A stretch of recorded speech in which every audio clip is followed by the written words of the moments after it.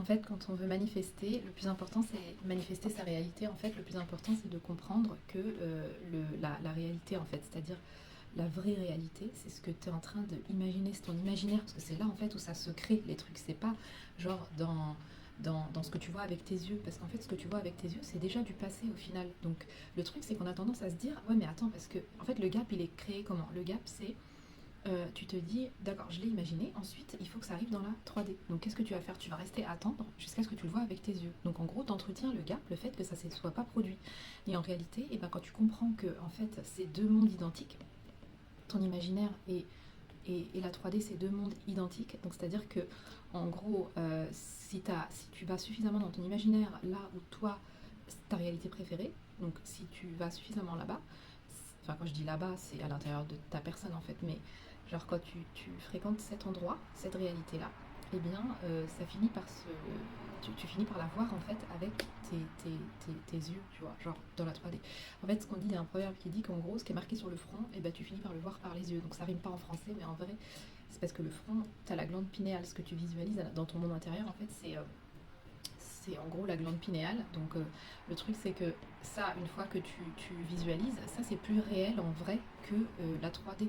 Mais si toi tu penses que la 3D en fait, qui est déjà figée et passée, c'est comme une page en fait qui est déjà tournée, on est déjà dans le passé. C'est-à-dire que ce que tu peux, genre, tu vois ce que tu peux, enfin le monde 3D en fait c'est déjà du passé. Donc c'est pas dans la 3D qu'on change, c'est toi, tu te positionnes dans la dimension que toi tu as choisi. C'est-à-dire que toi, ton rêve c'est quoi par exemple? Bah, en fonction de ton rêve, eh ben, tu te laisses pas en fait balloter, tu vois, dans un sens et dans un autre par la 3D en fait, par les circonstances extérieures, tu les acceptes pas en tant que...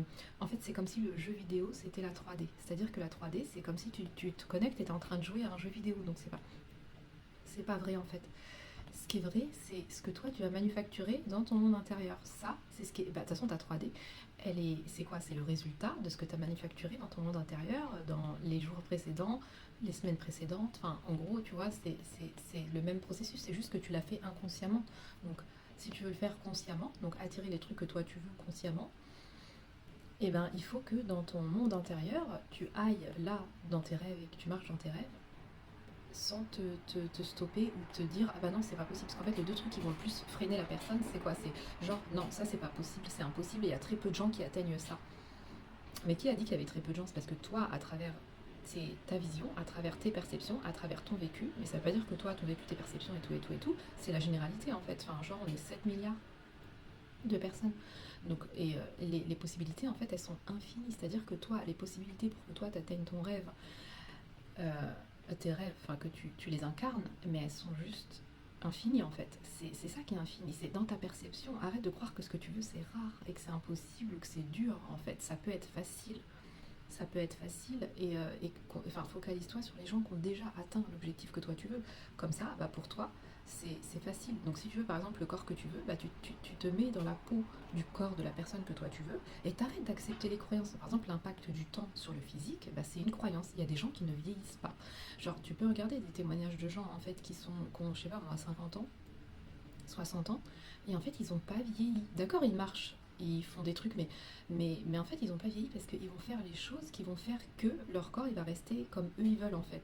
Ils vont pas accepter des croyances et mettre leur pouvoir, en fait, dans des pensées. Parce qu'en fait, les pensées, tu les crées pas. À aucun moment, tu vas créer des pensées. Personne ne crée des pensées. Oups. En fait, les pensées, à aucun moment on les crée. C'est-à-dire que les pensées, en fait, ça fait partie d'un champ d'énergie. Et toi, en fait, tu vas connecter à quelle pensée, en fait. C'est juste ça. C'est pas genre, tu crées. On crée pas, en fait. C'est déjà là. C'est déjà existant. Le champ énergétique avec les informations, il est déjà présent. Il est déjà là. Donc toi, c'est en gros à quoi tu vas connecter. C'est-à-dire quand tu te lèves le matin, tu te connectes à quoi? Et en fonction de ce à quoi tu te connectes, et ben c'est en fait, ça tient à quoi? Ça tient à ton identité, c'est-à-dire qui tu crois être. Si tu crois être telle personne, et ben tu vas connecter en fait parce que tout est vibration et énergie. Donc toi, tu vas connecter en fait à des fréquences énergétiques. C'est comme si en fait tu étais genre comme une station radio, tu vois. Et en fonction de ce sur quoi tu vas te régler, donc c'est ton identité, ce que tu crois être, qui tu crois être, et ben tu vas connecter en fait à des pensées et des croyances qui vont, enfin des pensées répétées, parce que les pensées répétées ça fait des croyances, mais les pensées répétées, tu vas connecter à ces pensées-là, et à force de connecter à ces pensées, bah, ça va devenir des croyances chez toi. Et tes croyances, c'est ce qui définit tes actions. Et tes actions, c'est ce qui définit du coup ta vie. Enfin, après, quand on dit des actions inspirées, c'est qu'en fait, l'action que tu as fait, c'est pas toi en fait qui était là en mode bah non mais en fait moi je vais faire ça donc j'ai tout planifié comme ça en fait. C'est toi tu planifies pas les trucs genre en mode ça va être planifié comme ça comme ça comme ça et tu t'enfermes en fait.